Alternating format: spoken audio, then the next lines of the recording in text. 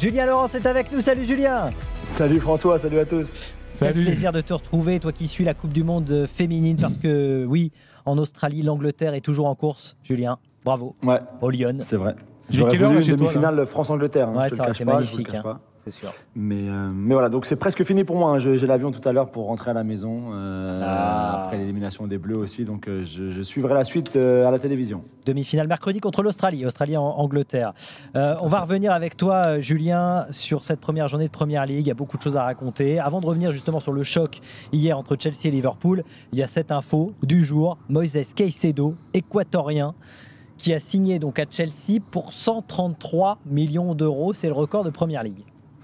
Ouais, incroyable. De toutes les sagas de transferts qu'on a cet été, et je pense que c'est un été exceptionnel à ce niveau-là, au-delà du cas Neymar ou Mbappé pour nous en France.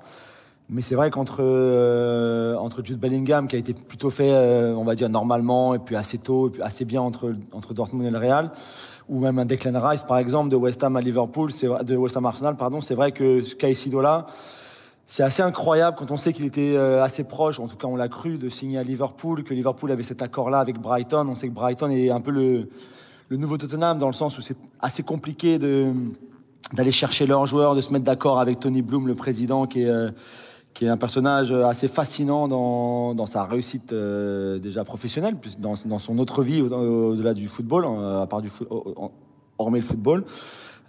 Et quand on sait que Liverpool avait finalement réussi à trouver cet accord-là avec Brighton, on a cru Caicedo en chemin vers Anfield, on a cru que ce serait un transfert qui pourrait changer la dynamique de cette équipe de Liverpool qui a vraiment besoin d'un milieu de terrain.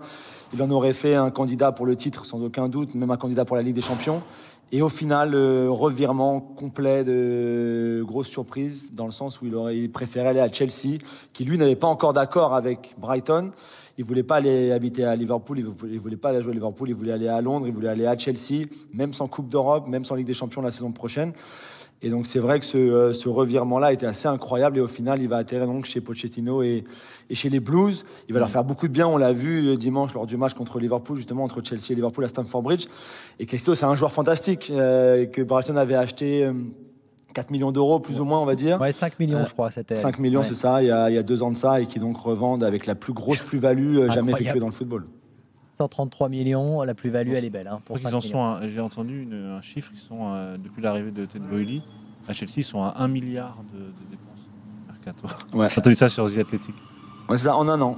Ce qui est incroyable, après, imagine 1 milliard. Dans une autre émission, de pounds, on parlera de pounds, mais bon. Ouais, c'est ça, exactement. Enfin, là, on attend donc ce transfert-là de Caicedo est fait. Ils vont faire Michael Olise, l'international français espoir de Crystal Palace, pour environ 50 millions d'euros. Et Romeo Lavia, le jeune milieu de terrain international belge de Southampton, qui était à Manchester City, qui vont recruter pour 70 millions d'euros. Donc rien que Caicedo déjà, Caicedo, Lavia et Olise, si les deux autres se font, ce qui devrait se faire. En plus de Enzo Fernandez, en plus de tous les joueurs qu'il avait fait l'été dernier et en janvier. Effectivement, en l'espace d'un an, tu dépenses 1 milliard. C'est encore une fois du jamais vu. Je ne sais pas comment financièrement, en termes de fair play financier, c'est possible.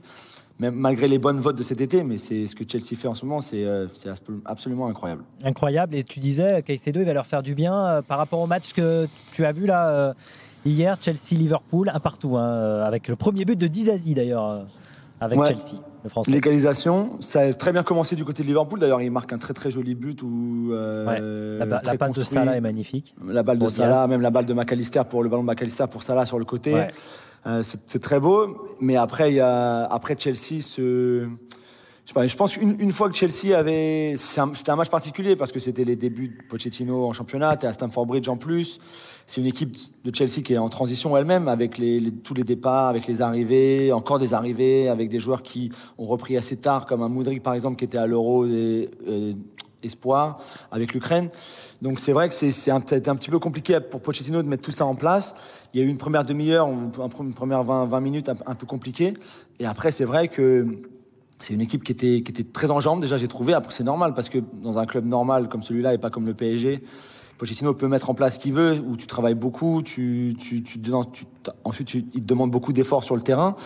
Et donc on a vu par exemple un très bon pressing, j'ai trouvé. On a vu un Nico Jackson très en jambes par exemple, même s'il a raté des occasions, il aurait dû marquer. Mais au final, c'est quand même très prometteur pour un jeune joueur comme lui qui arrive juste en Angleterre. Et c'est vrai que Chelsea fait une très bonne fin de première période, une très bonne deuxième période. Il aurait pu avoir un penalty pour Liverpool, mais sinon ils se sont créés les meilleures occasions et ils auraient pu gagner cette rencontre-là. Donc tu prends un match nul de façon assez positive finalement. Mais il t'a manqué quelque chose au milieu de terrain où Enzo a fait un match fantastique, mais il était un petit peu seul. Et comme Liverpool d'ailleurs, Liverpool a fait un bon match, mais avec un milieu de terrain, Gakpo, Szoboszlai et le seul McAllister pour essayer de récupérer des ballons, de mettre des choses en place, c'est un peu compliqué. Donc tu voyais aussi qu'au milieu, Caicedo aurait fait beaucoup de bien à Liverpool. Et ben, malheureusement pour eux, il fera plus de bien à Chelsea. Par rapport justement à City et Arsenal, là, ces deux équipes, Chelsea et Liverpool, elles peuvent aller concurrencer là, les deux premiers de la saison dernière? Sincèrement, j'avais plus de crainte du côté de Chelsea parce que c'est un plus gros chantier finalement. Ouais. Tu changes encore d'entraîneur. Ouais. Encore une fois, il y a dans ton effectif beaucoup de changements entre les arrivées et les départs. Et Pochettino avait dit on sera prêt, mais il nous faudra du temps. Et je pense qu'il a raison, et je pense qu'il a toujours raison. Mais je pense que pour beaucoup d'entre nous en Angleterre, ils sont apparus plus près que ce qu'on pensait finalement, parce qu'ils ont vraiment bien répondu, notamment à un début de match un peu compliqué. Liverpool, c'est un peu différent. Ils ont fini 5e la saison dernière. Il y a quand même le cœur de cette équipe qui est toujours là, malgré l'arrivée de McAllister et Szoboszlai. Mais le reste, ta défense, elle n'a pas changé. Ton gardien n'a pas changé. Devant, les trois qui étaient titulaires, c'est Diaz, Jota et Salah. Ça n'a pas changé non plus. Donc, c'est un petit peu différent. Et j'ai trouvé Chelsea peut-être plus rassurant, entre guillemets, que l'équipe de Liverpool, qui est encore un petit peu déséquilibrée, qui a ce problème-là au milieu de terrain qu'il va falloir régler, qui concède encore des occasions, comme on l'a vu pendant la préparation d'avant-saison, où ils ont joué contre Darmstadt, ils ont encaissé des buts et des occasions, contre le Bayern aussi. Tous les clubs allemands qu'ils ont joué, ils ont encaissé 2 buts, 4 buts, 1 but. Donc c'est vrai que défensivement, ça n'a pas été rassurant non plus tout l'été.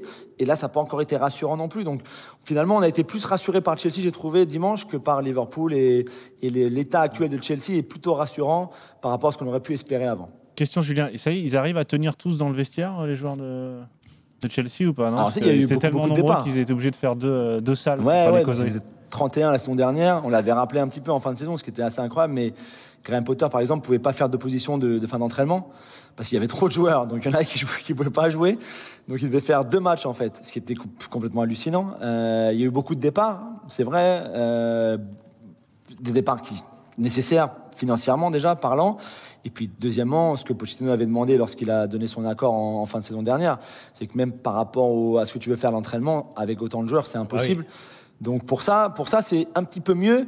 Mais comme il continue d'en acheter, finalement, au final, tu te rends compte qu'il y a encore beaucoup de joueurs dans cet effectif-là et qu'il va falloir quand même un petit peu jongler, un petit peu par-ci par-là pour Pochettino pour pouvoir avoir les joueurs qui vont. Mais il y aura encore d'autres départs, ils sont obligés de vendre de toute façon encore. Et voir ce qu'on va faire avec Lukaku par exemple, parce que la performance de Nico Jackson a été assez positive, on l'a dit. Il n'y a pas de place pour Lukaku dans cette équipe. Je ne pense pas qu'il pourrait jouer même dans cette équipe-là. Je ne pense pas qu'il ait envie d'être là de toute façon. Donc voilà, des joueurs comme lui vont encore quitter le club. Donc tu vas faire de la place dans ton vestiaire, comme tu l'as bien dit. On va faire de la place dans la masse salariale aussi. Ça va faire du bien au club. Mais c'est vrai que ça reste encore un effectif surpeuplé, c'est sûr.